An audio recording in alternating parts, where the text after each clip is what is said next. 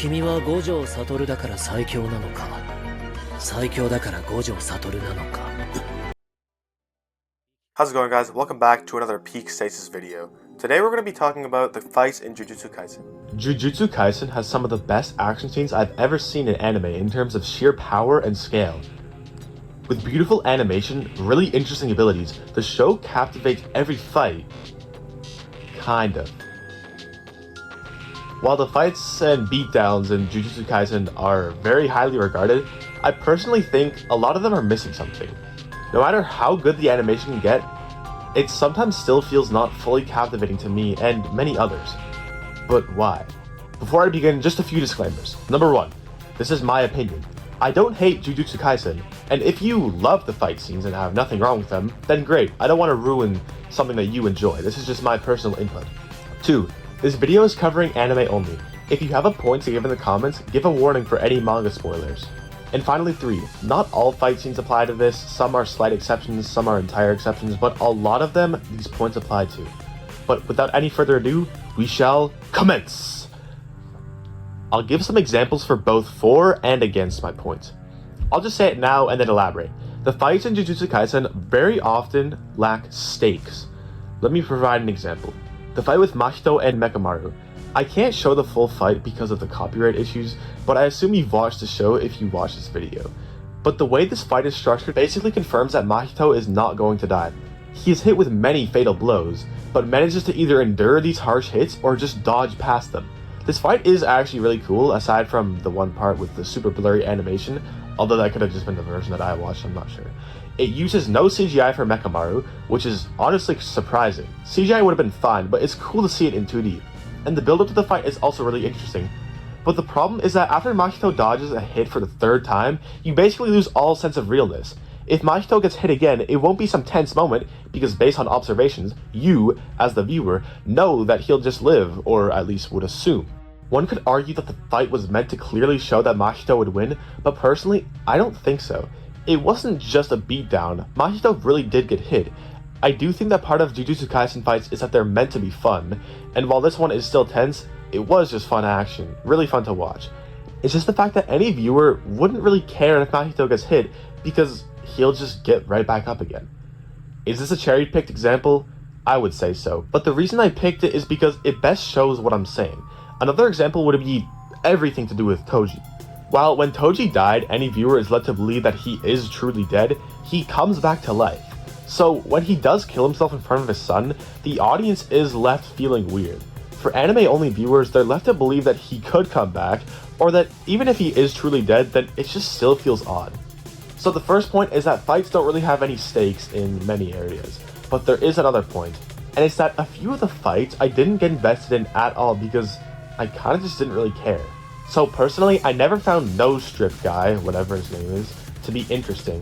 And with the reveal that he's Yuji's and that one other character's half-brother or something, it just felt really weird, and I kind of felt uninvested. The fight with him and Yuji was cool, but I just wasn't invested in their fight at all. Sure, the main character is Yuji and he's fighting, but I know Yuji can't die. It'll interrupt the plot because he is Sukuna's vessel. And No Strip Guy, I really couldn't connect with. His plot just seemed out of nowhere, and I'm not really sure, he just didn't really click with me. Another fight was the Sukuna vs Makura fight. I know for a fact I'm gonna get flamed for this because the animation is crazy. Yes, apparently it is only a 3rd completed, but even then, the fight is basically an entire episode. But that's actually the problem. I read the manga for this fight and it was only like a chapter or 2 from what I remember. The entire fight between Sukuna and Makura. The fight was very fun to watch and the Malevolent Shrine was also really cool, but this part was basically just to show off Sukuna's abilities and Mappa's ability to exploit the workers and still make top tier animation, which is an entirely different topic which I'm not going to be talking about, but yeah, it's kind of messed up what Mappa's doing. There's no problem with this fight and the fact that it's showing off Sukuna's abilities, but the fight did not have to be the entire episode.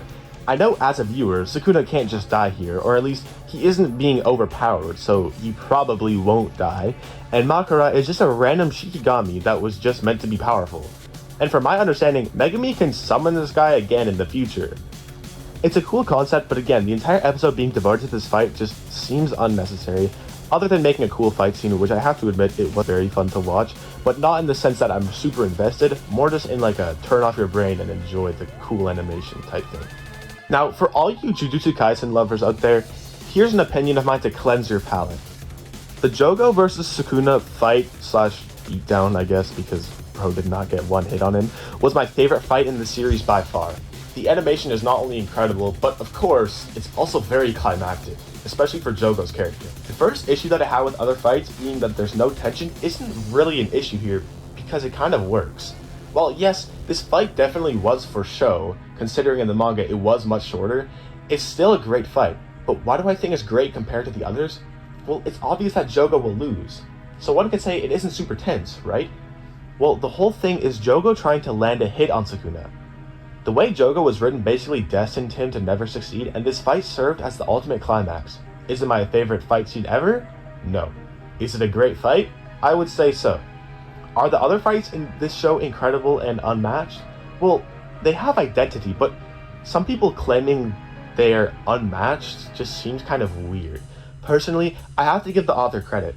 I don't think Jujutsu Kaisen was trying to be the most well-written series of all time, rather a funny, intense, fever dream-like series from Akutami's imagination. The fight scenes that are just meant to be cool and show off powers are often regarded very highly, not necessarily in an overrated sense, more like people are misinterpreting the point of this fight as being deeper than it is. With all this being said, Jujutsu Kaisen still is a great show, and no matter how you interpret it, you can enjoy it however you please. This was just my personal opinion on the show, and I was disappointed slightly, other than the Jogo fight. But I felt a little disappointed when I found out the longest fight was Sukuna versus Makara, a Shikigami that I don't think has any emotion, and could be resummoned in the future. Anyway, thank you for watching this peak stasis video. Apologies for the late upload, but I shall get back on track with my new upload schedule. If you like this video and are new, be sure to check out my other content and consider subscribing. Thank you all, and I'll see you in the next peak stasis video.